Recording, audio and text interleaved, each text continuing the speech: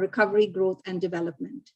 This session discusses the role that evaluation plays in offering insights into how development and natural resource management interventions can address these threats and strengthen the resilience of communities and ecosystems and reduce human vulnerabilities.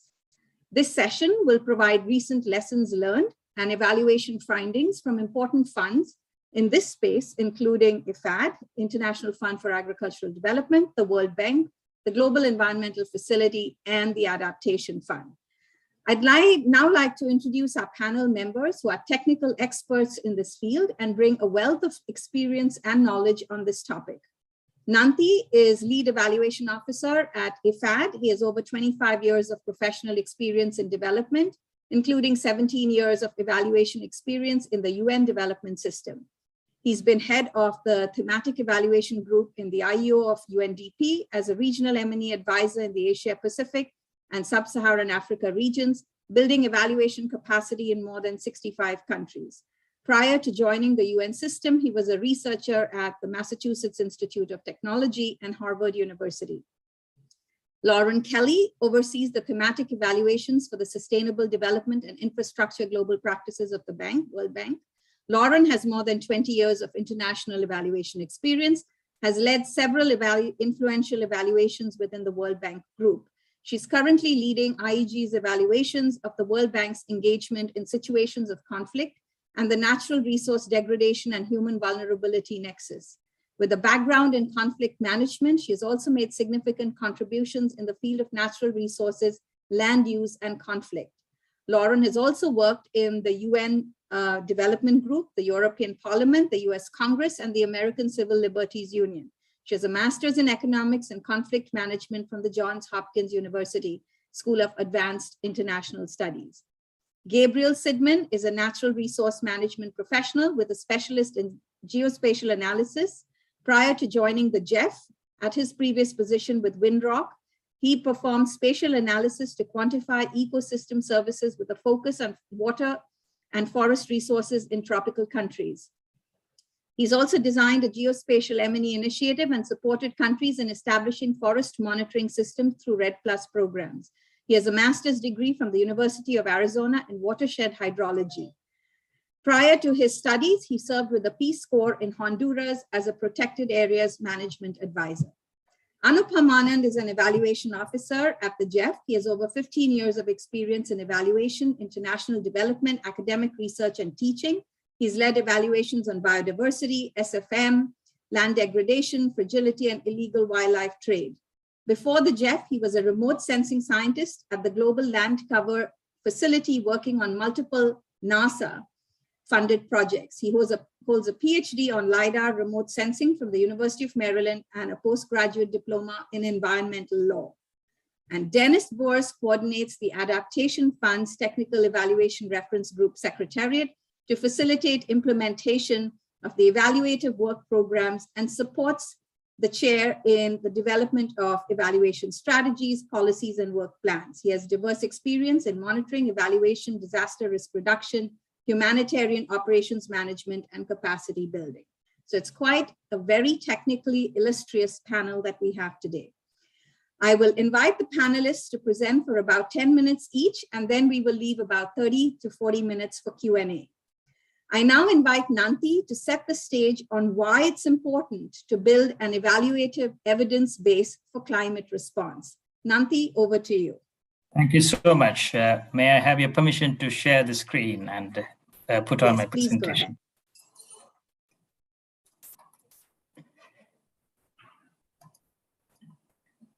Let me struggle with this. Okay, can you all see the screen? Yeah, you're good. Okay, all right, thank you. Thank you for the introduction, Geeta.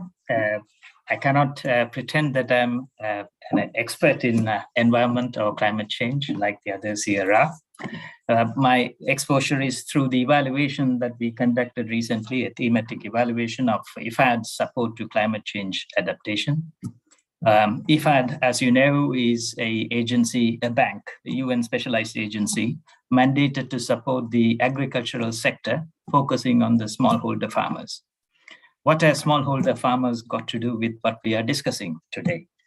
And the basic, sorry, I think it's blocking the view. Okay, the basic understanding now is that as far as climate adaptation solutions are concerned, which affect the smallholder farmers disproportionately, good is no longer good enough. And what do we mean by that? And we will unpack this in this short 10 minutes. What we mean to say is we have 8 years to meet the Agenda 2030. That is, in most project standards, it's about a cycle and a half, 1.5 project cycles away from this deadline. And as Geeta pointed out, that the climate risks are, the threats are, on the one hand, the catastrophic events are becoming more frequent and more in magnitude as time goes by.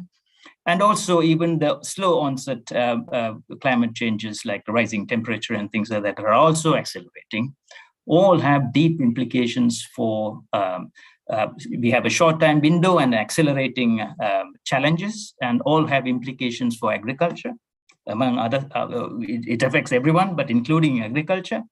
And it disproportionately affects the most vulnerable among the agricultural sector, smallholder farmers. So the question is, how do we build solutions and start, there is on one hand SDGs, climate change, climate adaptation, and so on and so forth. And then on the other hand, we have accelerating the threats of climate change affecting the agriculture. So we need solutions that are more than good. We need powerful solutions that have to be able to bring us not only development growth, but also in terms of climate resilience, environmental protection, and so on and so forth. They have to address many things together, which is what we are going to talk about today. Now, so what has evaluations got to do with all those things? So when we evaluate, we can't evaluate as normal effectiveness and so on and so forth.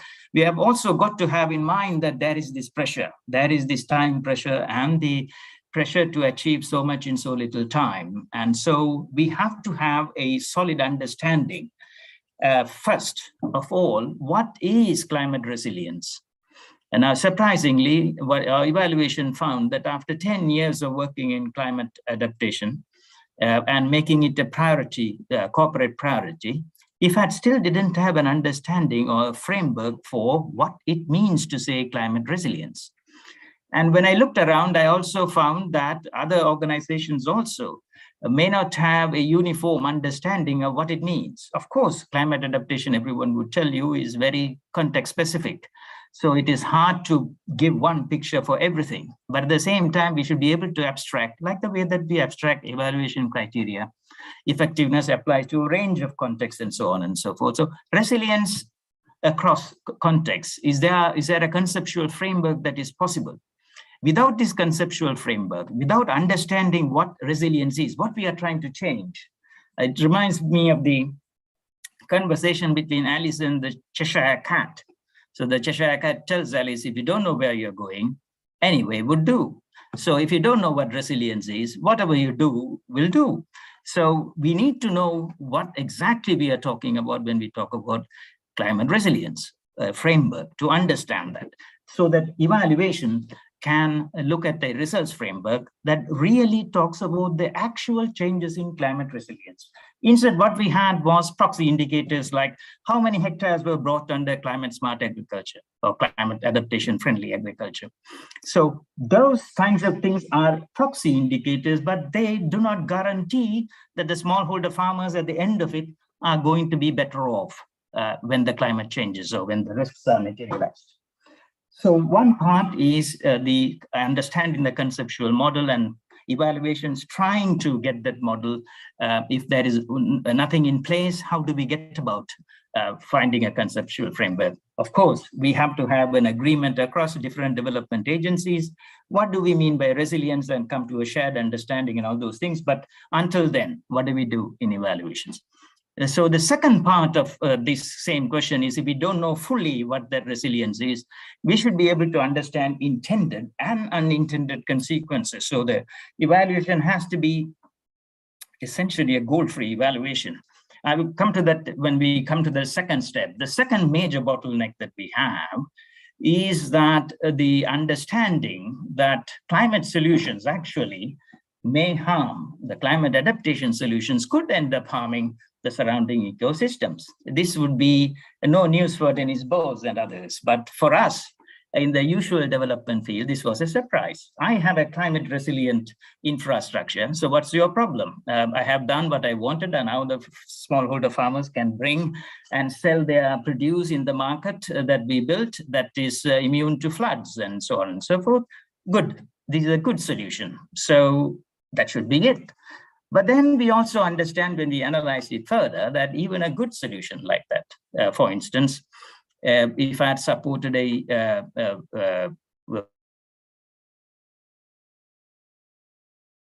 coastal infrastructure, which for the first time in Bangladesh, building codes, elements that will make it all the infrastructure climate resilient, which is good, which is a certain scale in which climate solutions should be moving forward and so on and so forth. That is to be appreciated. That is well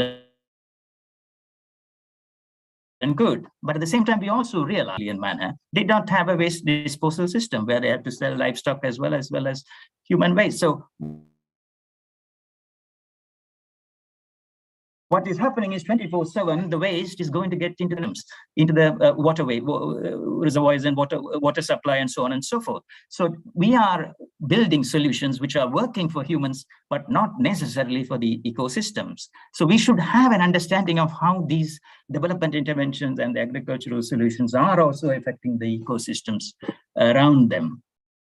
And one part of that is usual, even when people recognize this, solutions are developed, the solutions tend to think of these only in terms of trade-off.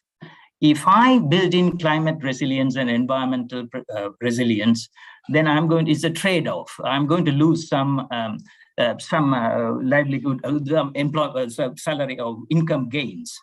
So that particular trade-off is the mindset we have. We haven't sufficiently explored solutions which could be a win-win, which could build the development resilience along with climate resilience and environmental resilience. It is not possible all the time, as we found out, but 6 out of the 20 cases that we studied, it was possible that people are doing no harm or even better, restoring the ecosystems if they try. So the second part, the ability for us to understand the nexus and build win-win solutions. Oops. So what is the way forward? Why do we do all these things? And what are the evaluations supposed to do? So once the underlying part here is, while mitigation has fairly standard knowledge and science and models and so on and so forth, when it comes to climate adaptation, it is relatively young. It is relatively, there are many challenges to this. In addition to being a young field where less knowledge is available in terms of adaptation solutions, we don't have enough funding compared to mitigation, it's about a 10th. And also the context-specific nature of the adaptation makes it difficult for us to have a comparable or a lessons learning exercise that we can port or we can scale up. So it is, for this reason, it is important to build a body of knowledge through evaluative evidence to understand what is working and what is not when it comes to climate adaptation. And that is also raising the awareness of this nexus issue we talked about. How do we make sure that it is not just anthropocentric, which ignores the ecosystems? How do we make sure that we are doing no harm to the ecosystems and so on? So environmental sustainability has to be built into this. And how do we build these solution base? This comes through evaluation. So what do evaluations have got to do? Can all evaluations do this? This is expensive and it requires expertise. Understanding ecosystem needs multiple expertise, considering biodiversity, land quality, water quality, air quality. All kinds of different things are to be considered in terms of ecosystem. It's not going to be cheap or it's not going to be fast. So we have to select evaluations that can do this and focus on our energies on doing that. And evaluations are not, projects will require an environmental impact assessment in some cases. or in most cases, to make sure that it's not going to do no harm. Evaluations, we don't have a mechanisms to assess the ecosystems at all. A similar kind of thing is not there in the feature of evaluation. So how do we bring it? And we clearly can't do it in every single small evaluation or every single evaluation, but how do we bring this, regardless of anything? All development interventions have a understanding of the consequences to the ecosystem. How do we bring that about? That is touched upon before in terms of, do we have, the governments want to ask, they are pressed for poverty reduction. Most of them are focused on poverty. They want to feed their people. They want to make sure farmers don't go hungry. They think that this may be a luxury, climate solution, the luxury will be the argument. Then it is upon the development and development community to ensure that shows that win-win solutions are possible. The solutions which talk about climate resilience, environmental resilience, and development resilience at the same time. And if not, what are the offsets that we can do to minimize the damage that we are causing the environmental systems? Proof or convincing the government with evidence, with solutions that are plausible within their development framework. So these are two of the things that we can do by improving our evaluations and improving our focus on our evaluation. I'll stop with that. Thank you. Thank you, Nanti, for raising some very important points on evaluating adaptation, pointing to the need for understanding the human system, the ecosystem nexus. And it's clearly important to achieve the right balance between achieving, resource restoration, meeting the needs of vulnerable resource users. So with that, I'd like to invite Lauren to present a very interesting environment vulnerability nexus approach that she recently developed to assess the impacts of natural resource management interventions on human vulnerability. Over to you, Lauren.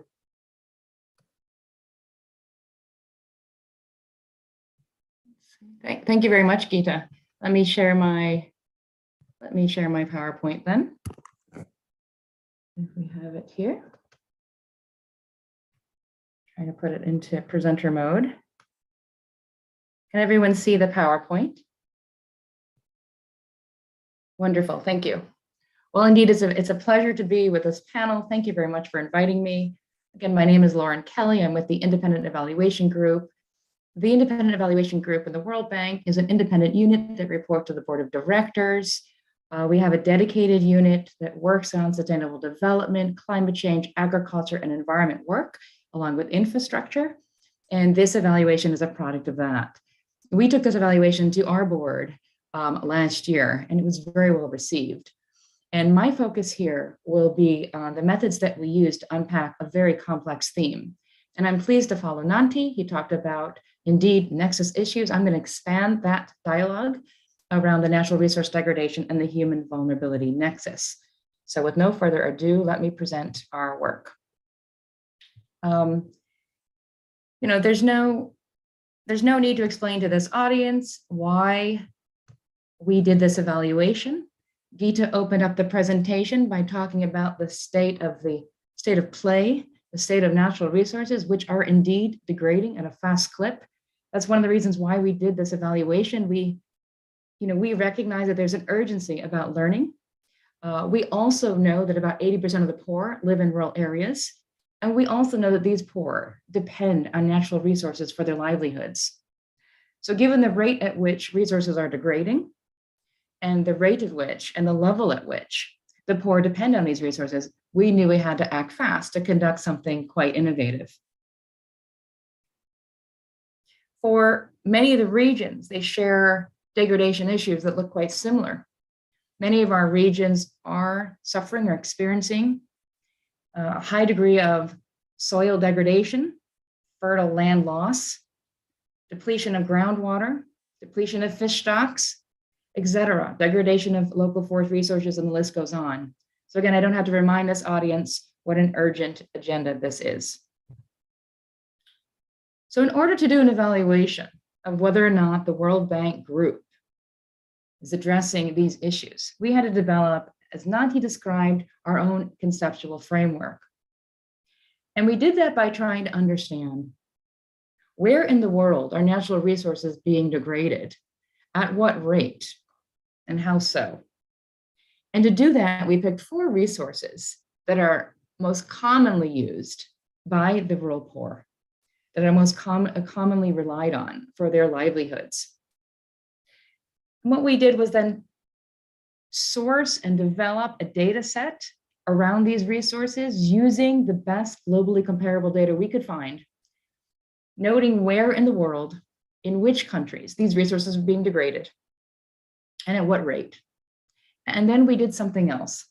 Then we developed another database that tried to map where in the world also the most extreme poor and poorer who rely on natural resources live, and the data that allows us to understand how these communities utilize these resources for their livelihoods and welfare.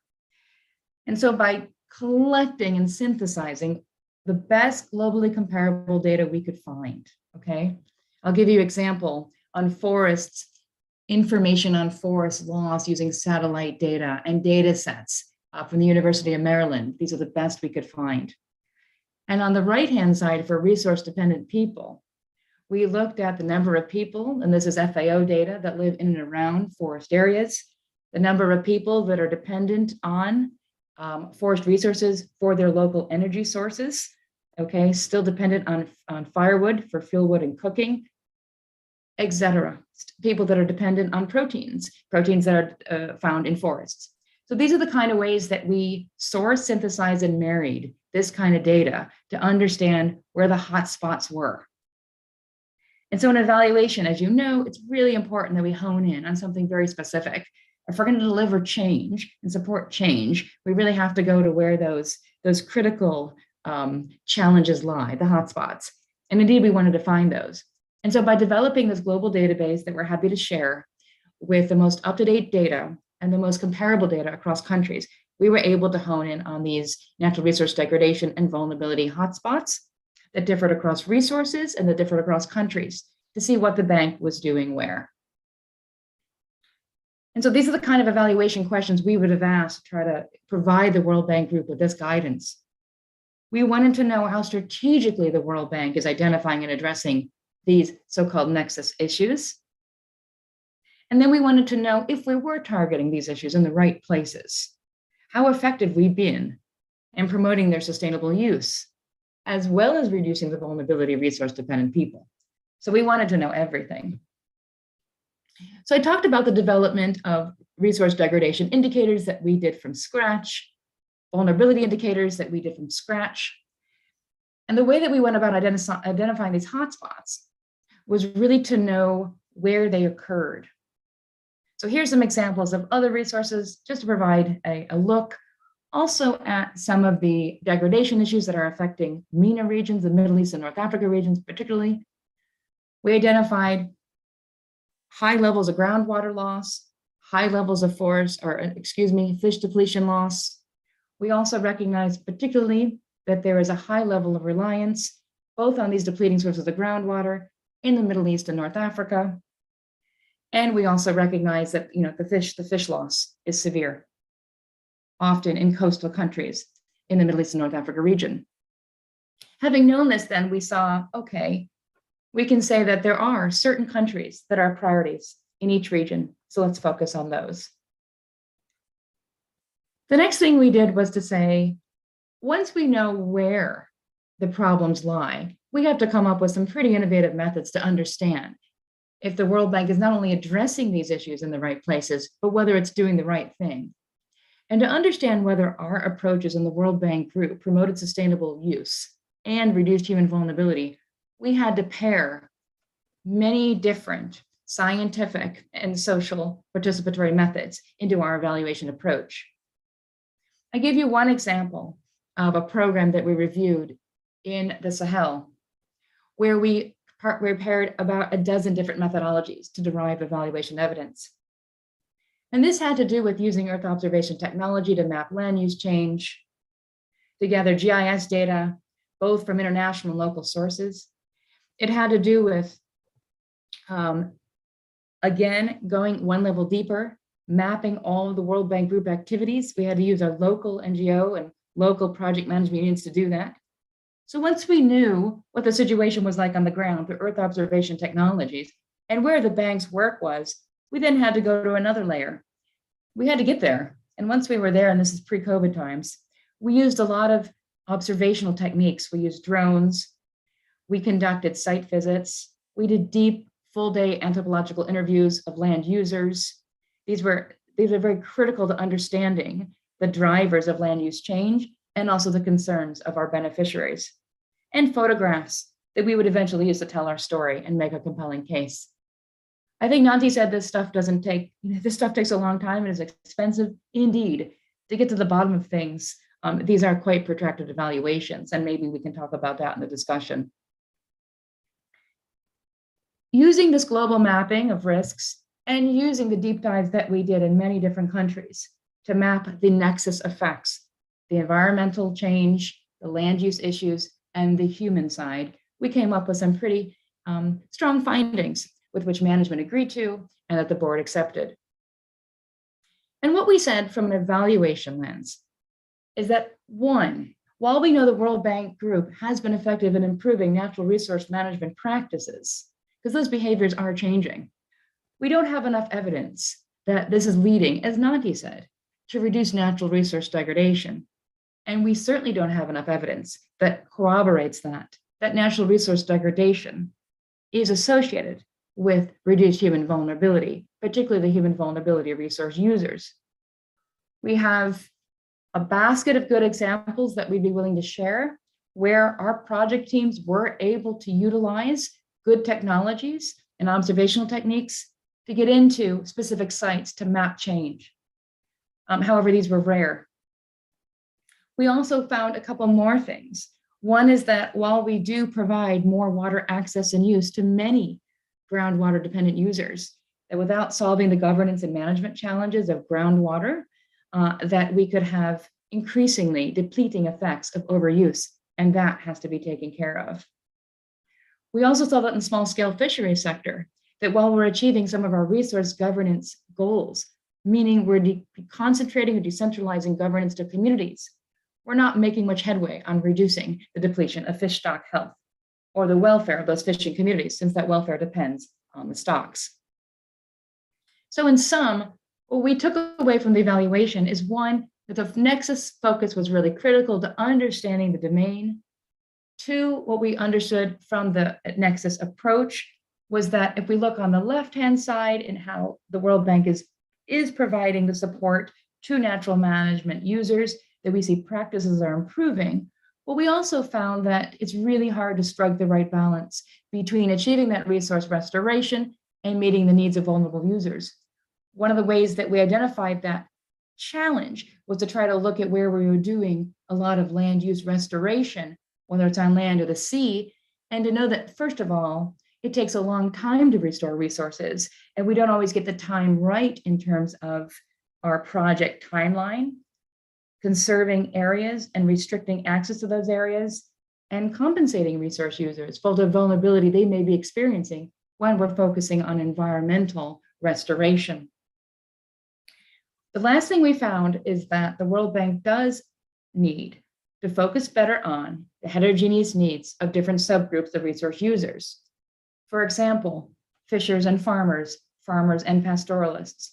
Oftentimes, our own projects don't deal with the messy or contentious issues around competition for resources and complicated land use, tenure, and regime issues that complicate effectiveness.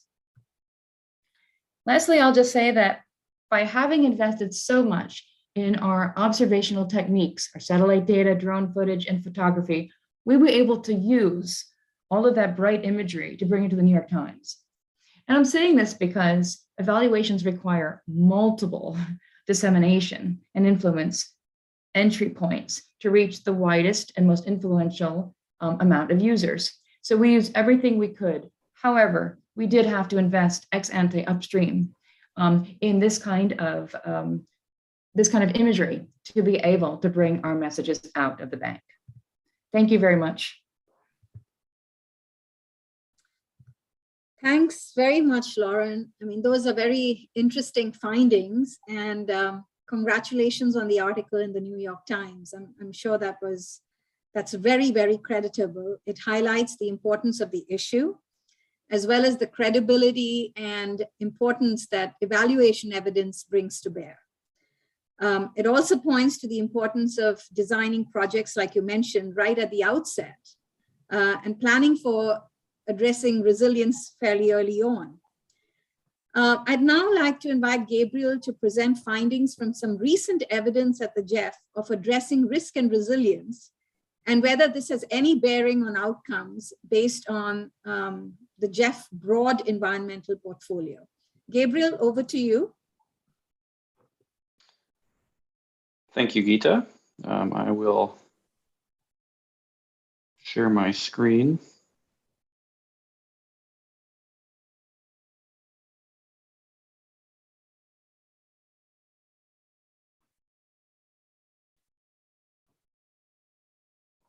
Okay, let me know if there's any issues with the screen sharing.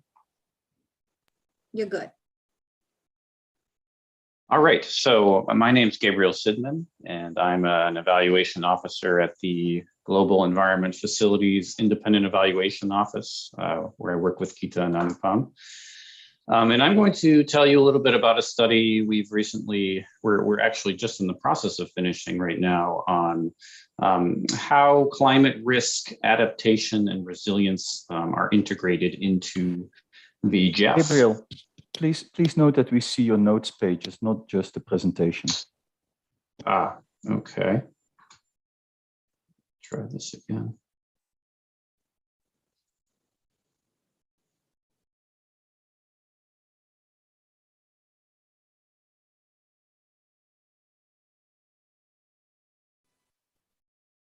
It's the same. We see the presentation and the notes, but it's okay. All right. Just try to share it once more. How's that? Perfect. Great. Thanks, Dennis. Okay. So when we talk about these concepts, it's important to first talk about the difference between them, and you know, climate risks, climate change adaptation, and resilience are all related to addressing the effects of climate change in one way or another, but they're different. When we talk about climate risk screening and climate risks in the concept and in the when we're dealing with the GEF, what we're mainly talking about are risks to project outcomes and the sustainability of those outcomes. For a very basic example is if you invest in a bridge, you want to take into account potential more severe floods that climate change could bring. So you don't want to not take that into account and see that the bridge, which you developed for other reasons, then becomes susceptible and vulnerable to a changed climate. So adaptation is a little bit different. And when we think about adaptation, what we're really talking about is, yes, we realize that climate change is happening. It will change the reality for beneficiaries, our clients, and we want to help systems respond and adjust to these effects through an intervention. So we're actually designing a project to address this issue.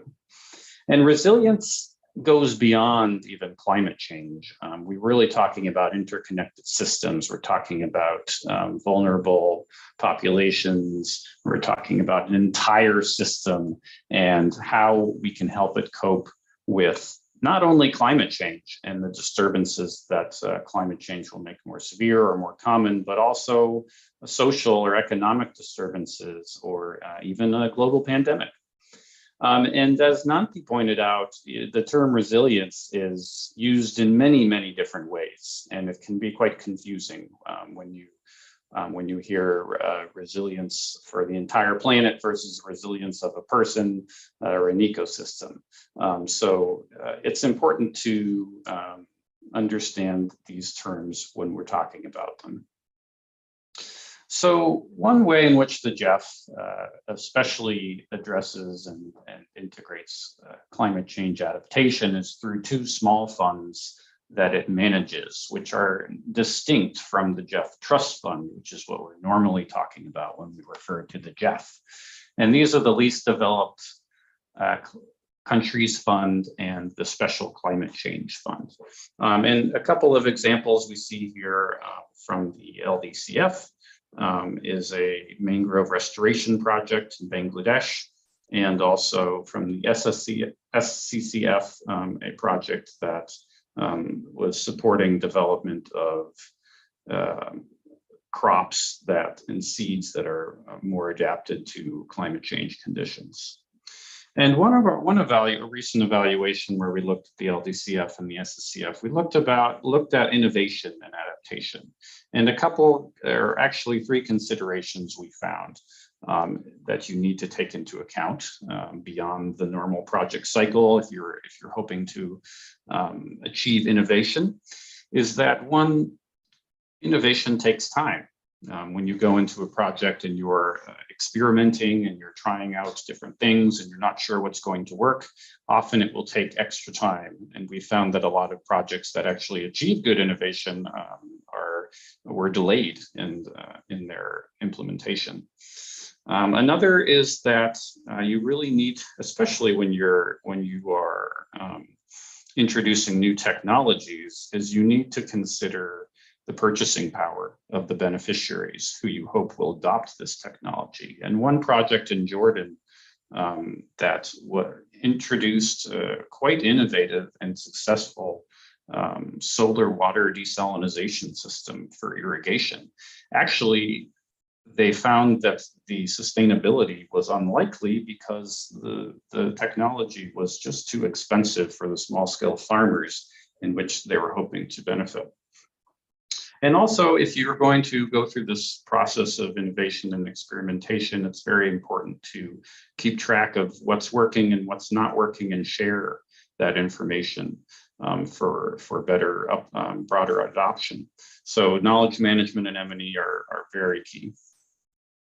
So now I'll move back to the GEF Trust Fund, and it's important to point out that the GEF Trust Fund is an environmental fund, but is not focused on climate change adaptation.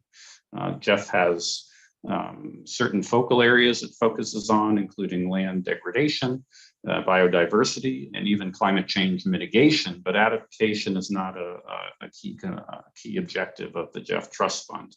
But what we found when we looked at risk, adaptation, and resilience in the GEF Trust Fund is that it's there. It may not be a focus, but it is a co-benefit.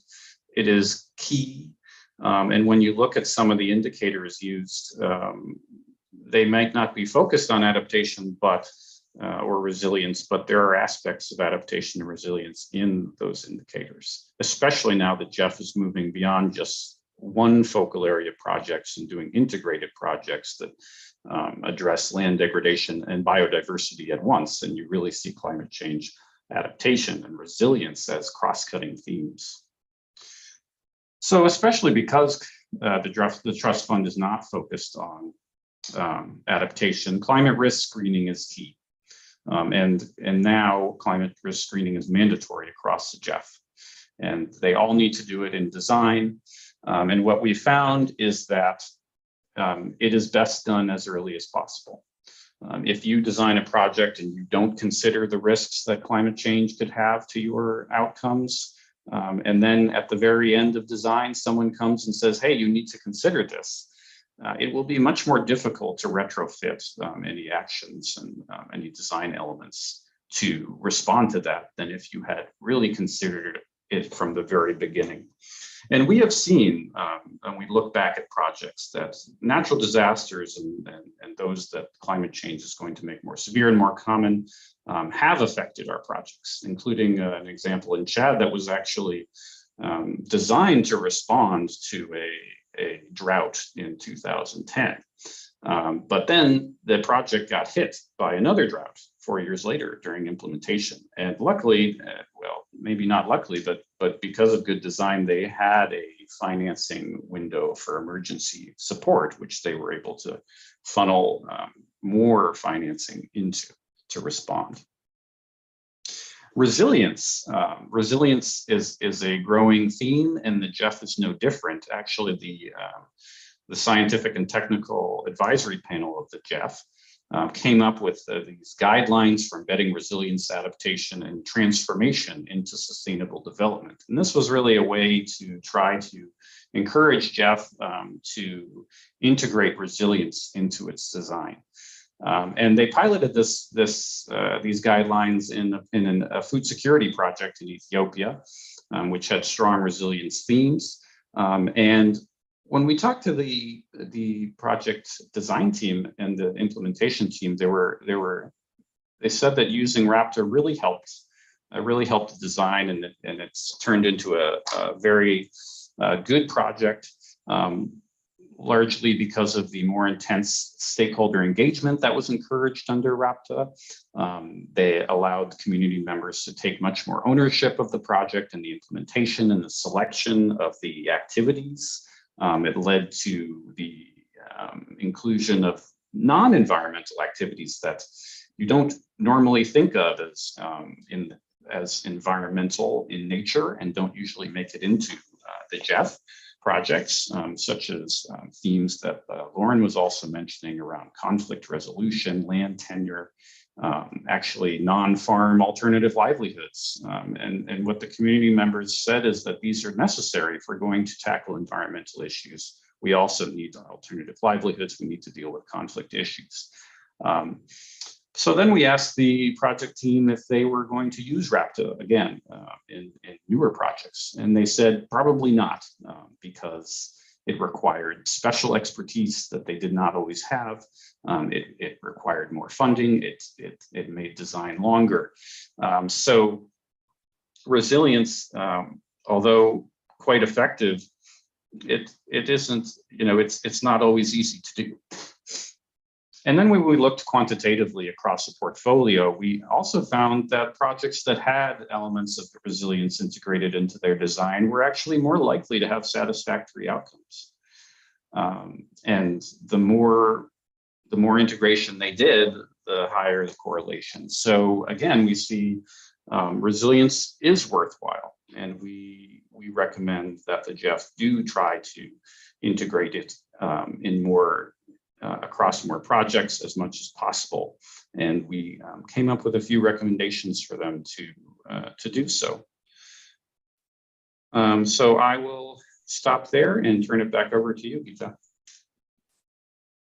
Thanks, Gabriel, for highlighting why factoring in risk and resilience is important at the outset, and it's associated with better outcomes. I think this was the first piece of work that actually statistically proved the relationship between planning for resilience and what the results are in terms of better outcomes.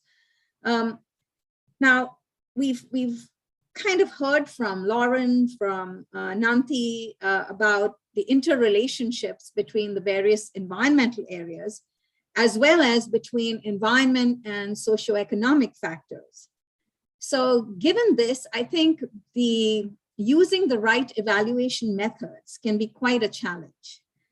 Fortunately, the toolkit for evaluators has expanded today quite a bit with new approaches, as well as a wealth of data, whether it's geospatial, et cetera. Reliable data sources, a lot of surveys undertaken by the MDBs to evaluate these complex relationships over both scales and time. So at the GEF, we've been trying out a number of qualitative and quantitative approaches, and I'd like to now invite Anupam Anand, who has pioneered several quantitative approaches and data gathering methods in the GEF IO to demonstrate the application of these methods. Over to you, Anupam.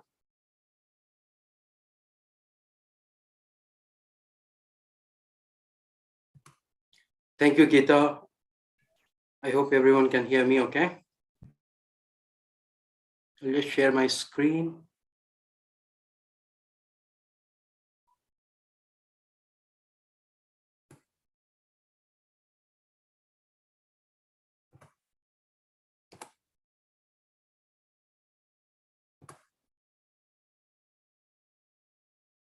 I hope you all can see my screen without notes. Yeah. Okay, thank you, Geeta, and thank you, ISDB, for having us here and for this collaboration. So today I'm going to speak about a few of the innovative methods that we have been using at the GEF-IO to evaluate environmental interventions, including climate change. And Nanthi and Lauren and Gabriel have made my work a little easy by highlighting the challenges, the nexus between environmental and the developmental interventions, and also how difficult it is to define some of these terms and operationalize them into evaluations. So to begin with, why do we need innovative methods in evaluations? So as evaluators, we know evaluation is a multidisciplinary field, and also it's a very nascent subject. And we always look for methods and tools and approaches from other disciplines. And what these innovative methods do is they help us with efficiency. And Nanthi initially mentioned how we have to deliver in limited resources and also in limited time. And sometimes we have to go in areas that have never been ventured into. So we have to blaze the trail because there's no guidebook on how to look at specific evaluation questions. So these innovative methods, they help us save time, save financial resources, and sometimes also human resources if you're working in conflict and hard to reach areas. Also, they allow analysis at different scales. And when I say scale, it means spatial as well as temporal, and also includes scale at which various processes, both ecological and human processes, they operate. So we are talking about complex systems here. And so they help us deal with some of these challenges that come with this differential scales that we have increasingly been dealing with in our evaluations. So one can analyze at a project site level, at a global level, at a regional level. And the need for doing this is because everything is interconnected. What happens at global level affects a local farmer, and what is being done at a local level also affects what's going on at a global level. And climate change is a really good example, because what we do at a local level affects us all. Also, aiding into objectivity and transparency. And this is actually one of the requirements for a good research. The analysis should be replicable, should be easily repeatable. And some of these methods help us do that. Those analyses can be repeated and also made available for others to replicate and validate. Also, these methods are applicable to a variety of evaluation methods. So they can help answer different kind of questions. And also they work in a mixed method framework. So in next few minutes, I'll share some examples to highlight some of these advantages of the methods. And the method I'm going to speak about first and mostly is the geospatial method. So what's special about geospatial? So here we know that the real world is very complex. There are so many processes occurring at the same time. So what geospatial does, it takes the various thematic layers which are of importance and arranges it in a layer where the only common thing between these layers is the information about the space. So where does it come from? And we know that interventions take place somewhere. So space is important. And once we arrange these thematic layers with space as a container, we are able to do a lot of analysis, and those analysis help us answer the evaluation questions on relevance, impact, sustainability, because we're able to look at the pattern, we're able to look at the interrelationship, we're able to look at the changes that have happened over time. And as Lauren was mentioning, that you can look at the environmental changes in one place, but you also want to look at what's happening around those environmental changes, what's happening to the poor, what's happening to the conflict, or other way around. How is conflict affecting your environmental outcome? So context is very important here. And also the interrelationship between various processes is very important for us to understand the full picture. So this is where it's very useful. I'll just highlight one example from the wetland restoration in Jordan. And we know in Jordan, this Wadia region, which is very important eco-region and covers almost 80% of the country, has a lot of wetlands, which are cradles of biodiversity, and they support a lot of biodiversity postures. And so here was a GEF project implemented by the World Bank. And using this dense time series on the vegetation cover, we could track the changes over time in these wetlands, and we could see how these wetlands have recovered.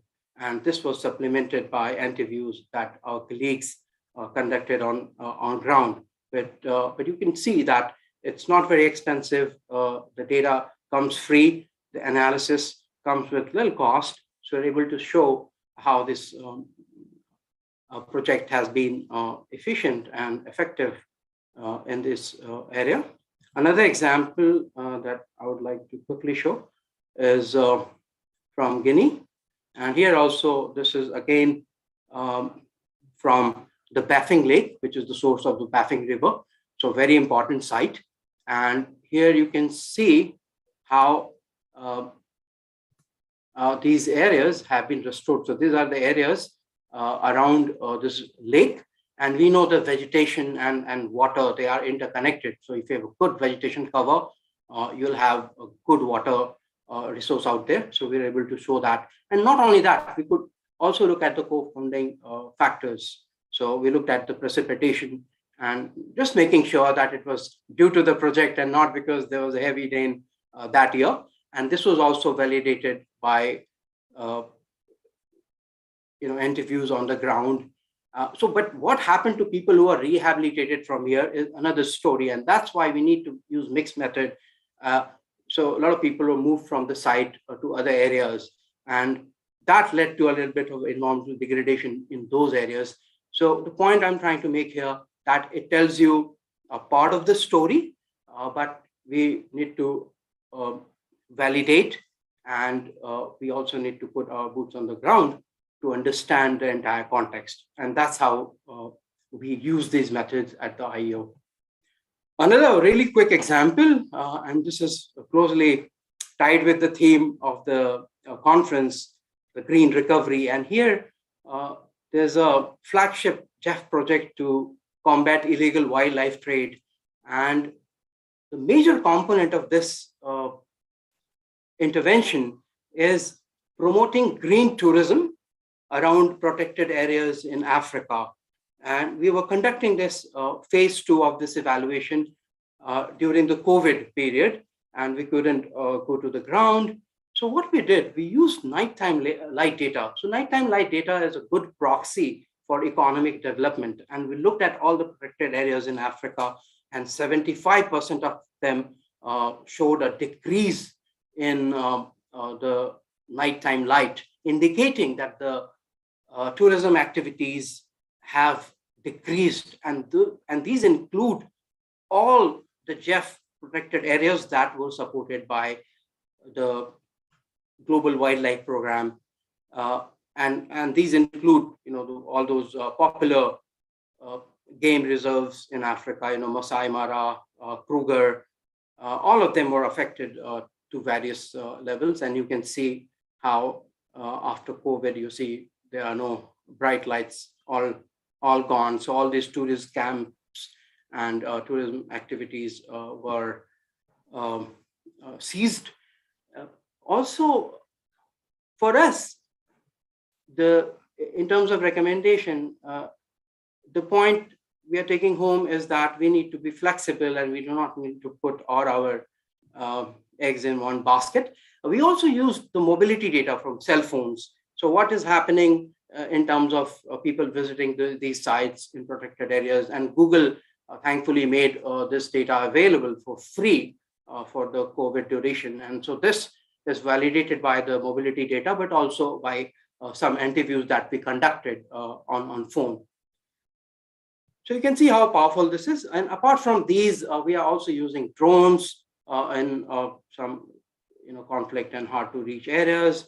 We're also trying network analytics and text analytics, sentiment analysis. And one of my colleagues, Senia, has done some work in this direction.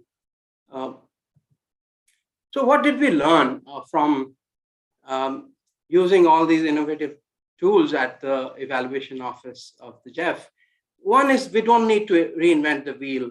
We need to partner with global institutions who are expert in these areas. So having a multidisciplinary team with varied expertise and partnering with institutions who know these data sets is really useful. And we have partnered with NASA, IUCN, and other such organizations.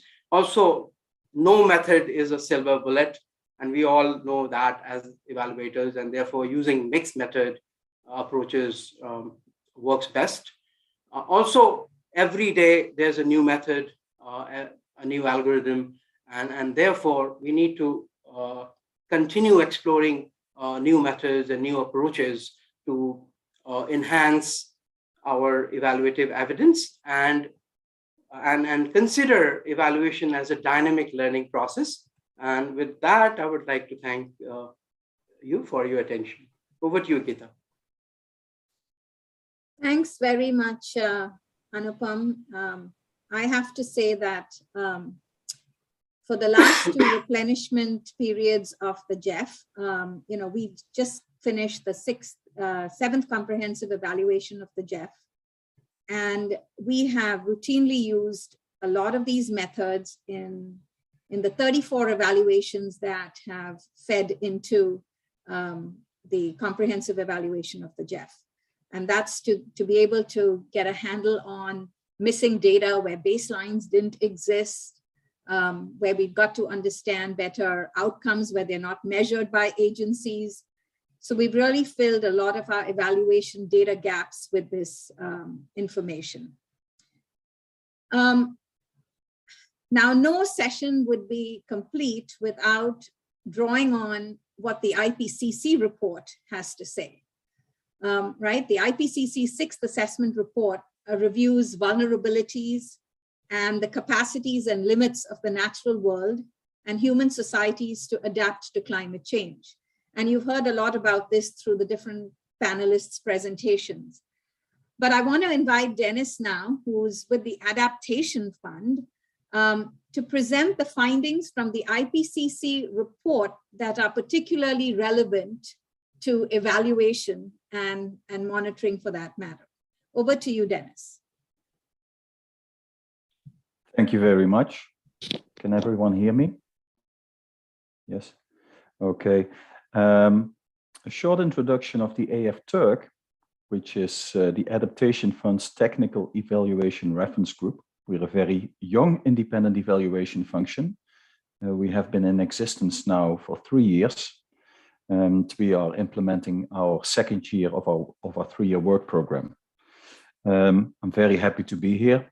I've learned a lot from the previous presentations. And I'll talk about the Ipcc report, which is of Working Group 2. And Working Group 2 focuses on vulnerabilities of socioeconomic and natural systems. And I'm trying to see how I click to my next slide. Ah, there we go. The Ipcc is the intergovernmental body of the UN that is focusing on advancing knowledge on human-induced climate change. And the 6th assessment report is coming out this year, and it's the 6th. The first one was in 1990, so they have been working on this for quite a bit. This report focuses on the impacts, adaptation, and vulnerability to climate change across ecosystems, biodiversity, and human societies. So here you immediately feel the nexus issues. Laura talked about the natural resource-dependent people nexus. At the AF Turk, we focus on the human and natural systems nexus. The report identified monitoring and evaluation as one of the key enabling conditions to implement, accelerate, and sustain adaptation in human systems and ecosystems. And here again, that nexus. The report identified 3 critical roles for monitoring and evaluation, and I'll go into these 3 on the following slides. First of all, accelerating political commitment.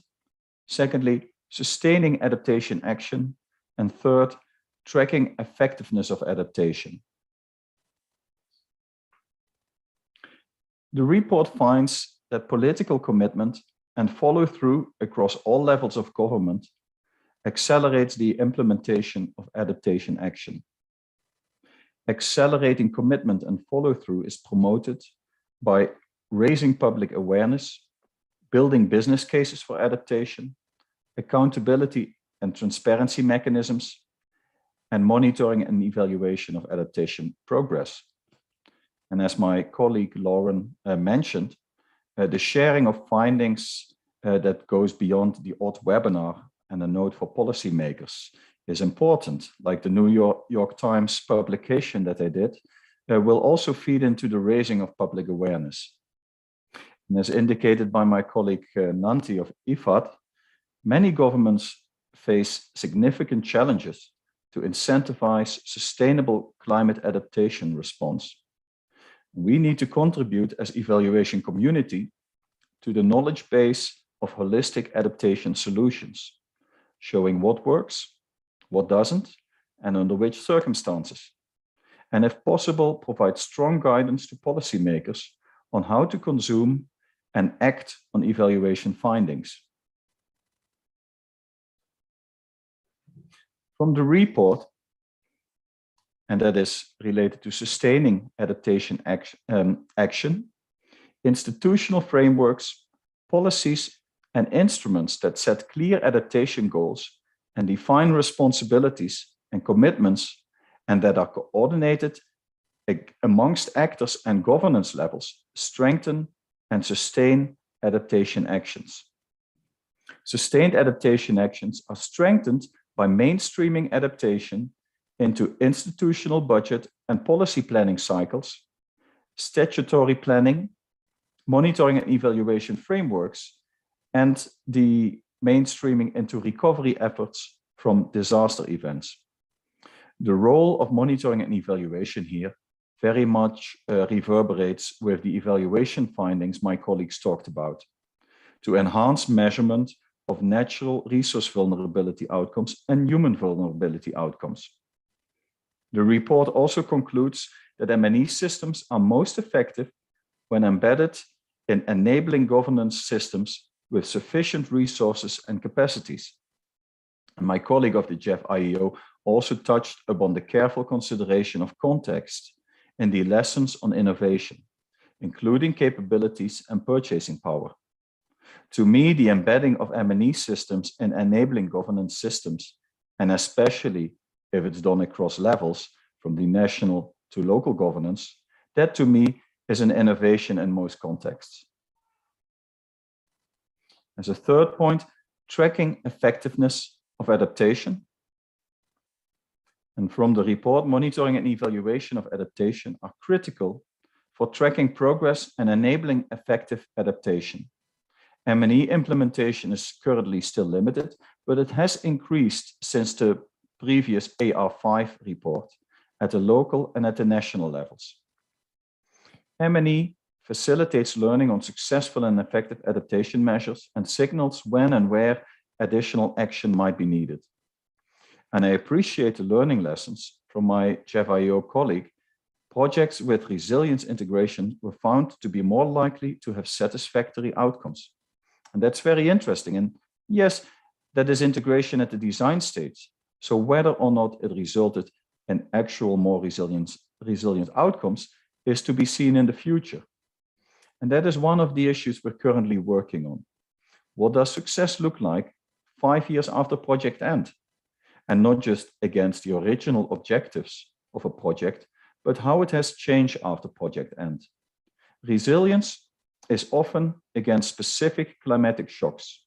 So was it resilient to an originally envisaged climatic shock, or also to other shocks that might have developed after the project ended?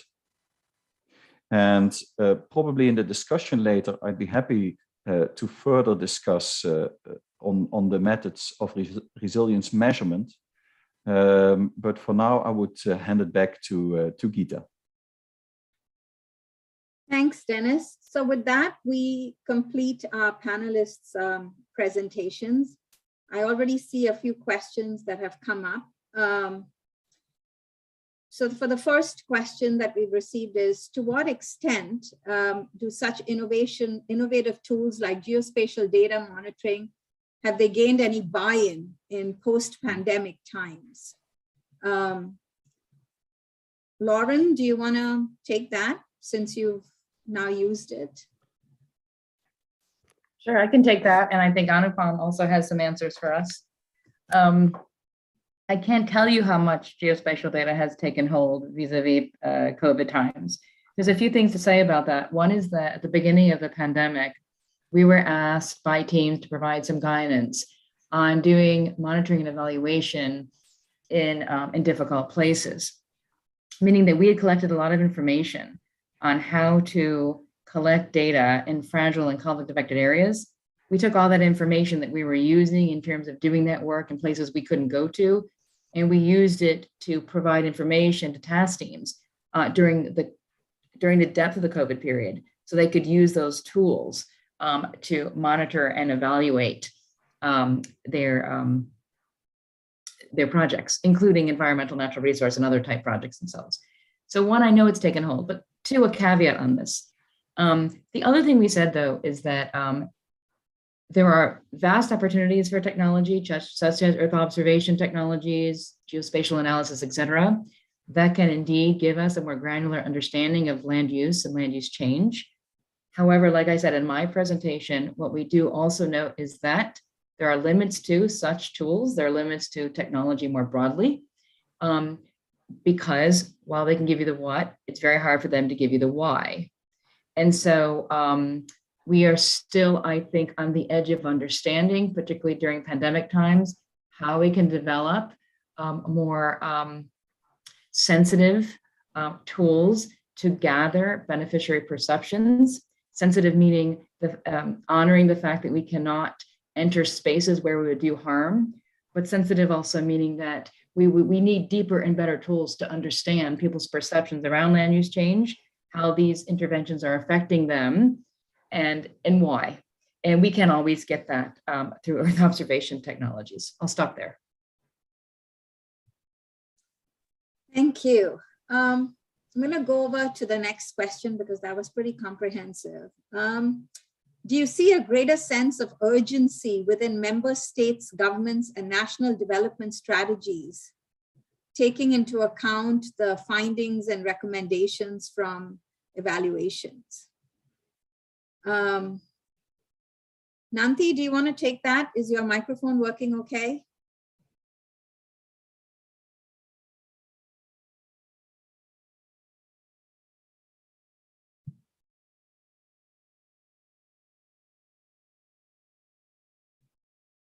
Okay, I'm going to, I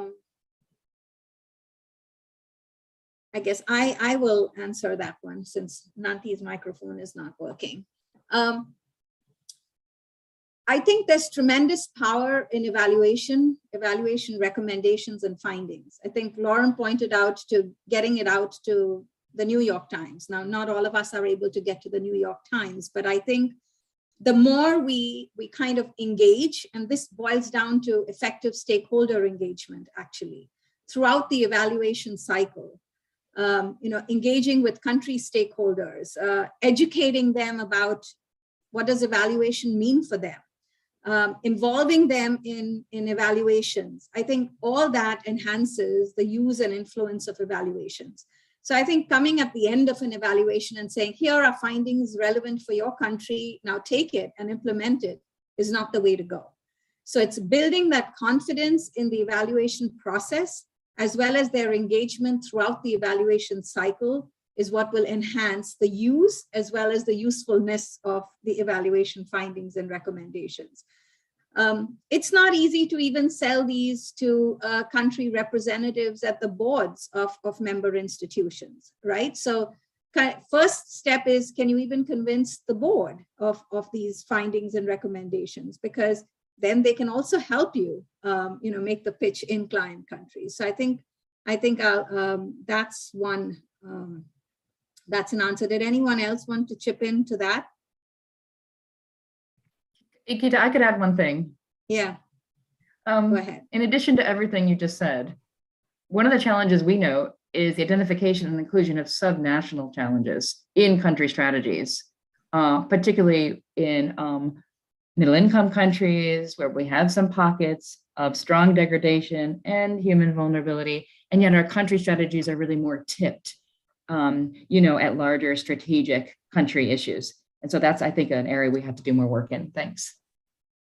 No, excellent. And for funds that, it's very interesting you said that, because some institutions don't even have country strategies. And in fact, one of our recommendations to the GEF this time in the course of the 8th replenishment is develop a good country strategy that's also based on inclusiveness, you're addressing vulnerabilities, etc. So, and they've taken that recommendation on board. So that's a good sign.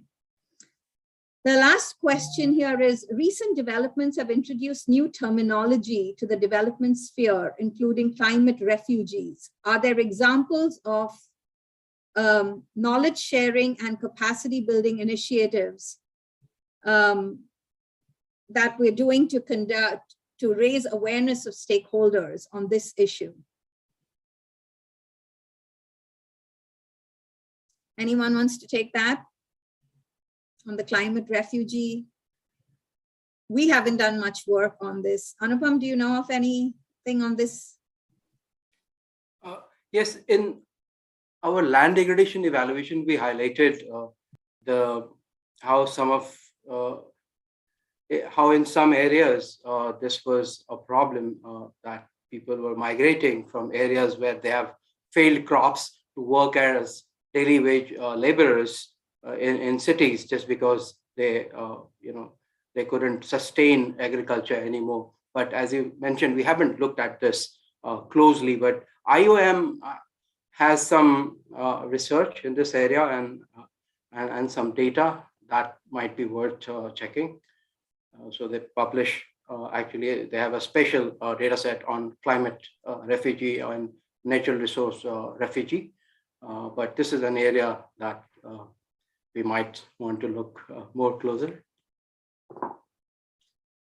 Okay, I think that exhausts the questions. Are there any other questions from anybody at either the panelists or the attendees? Geeta, this is Lauren. I would point the person that asked the question also to a wonderful report produced by the World Bank called Groundswell. And this was a piece of work that talked about the way climate change could force about 260 million people. Now that seems like an underestimate today, but 2 years ago, 260 million people to migrate within their own countries by 2050. And then there's more data on outside of those countries. And so it's a wonderful piece of research that was really groundbreaking. It's called Groundswell. But I do agree this is an area that we need to work on further.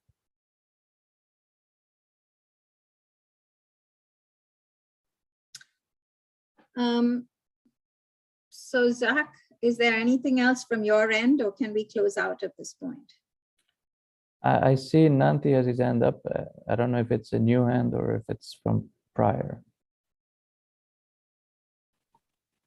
And I guess, again, his connection has frozen. And I must apologize. My connection is so weak, so I missed part of the question and answers. So I apologize.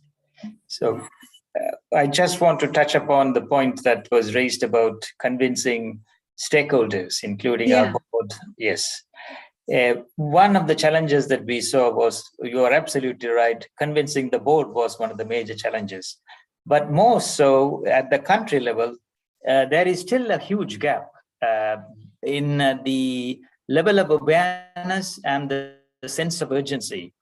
This happens in different levels. Municipal levels sometimes may not recognize it as much as the national government does, or vice versa. Sometimes the subnational governments would recognize it more urgently than the federal government. So we had cases of all possibilities and combinations, which showed us that one of the major issues is also raising awareness across the board at all levels of administration for agriculture, at all layers, to make sure that solutions of climate adaptation kind are needed and need to be financed, in addition to international finance coming to such solutions. Locally also, we need to generate commitment for that. Over. Very good point, Nanti. Any last few comments from the panelists? Gabriel, anything for people to consider?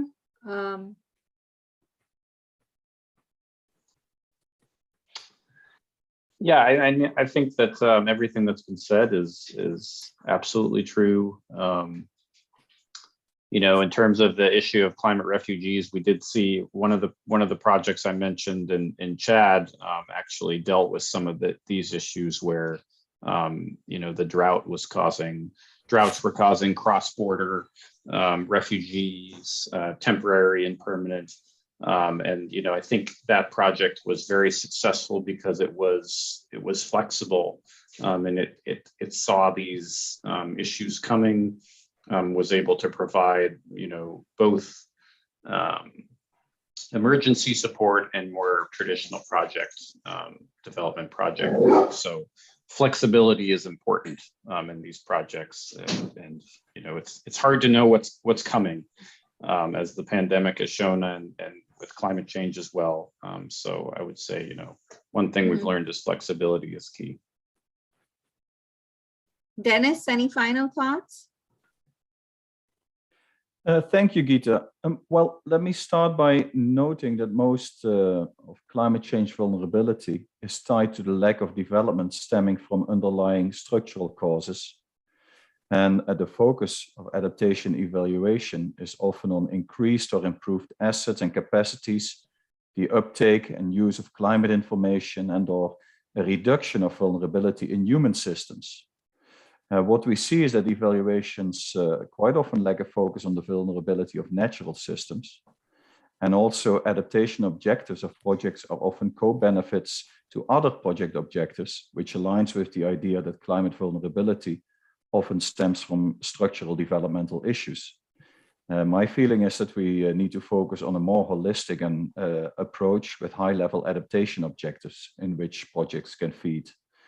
On the climate-induced migration question, another topic there is climate-induced conflicts related to, for example, land rights and water access, etc., which are already increasing and not always resulting in migration, but equally being an issue at the local level. Okay. Thanks for that. In closing, I just wanted to bring your attention. We just, prior to this session, we had a book launch by the Independent Evaluation Group on the new book released from the Jeff IU with a lot of contributors, Transformational Change for People and the Planet. It's available on free download. It covers a lot of the issues presented and discussed today. And some of the panelists have actually been authors in the book. So it's a free download. I'd encourage you to get it. It's got some useful information. In closing, I want to say that We've seen that environmental interventions are pretty diverse. They cut across sectors, they cut across scales, across time. They're often funded from an international level and need to deliver outcomes down all the way to the household level. They need to enable unknown changes to be tackled over the next decades and are delivered through a variety of institutional delivery mechanisms. And there are clearly known barriers and constraints to their delivery. A number of agencies, all of which presented on this panel, are furthering the evaluation frameworks, continuously building methods for systematic assessment of the multi-scale nature of this challenge. And we look forward to engaging in partnerships with the ISDB and other African Development Bank, other multilateral agencies and UN agencies. So thank you for your participation, and we hope you've enjoyed this session either online with us or on the YouTube channel. Thank you very much. Thank you, Dr. Geeta. If I could just ask everyone to stay focused on their camera lens so we can take a group photo. So smile and smize, smile with your eyes.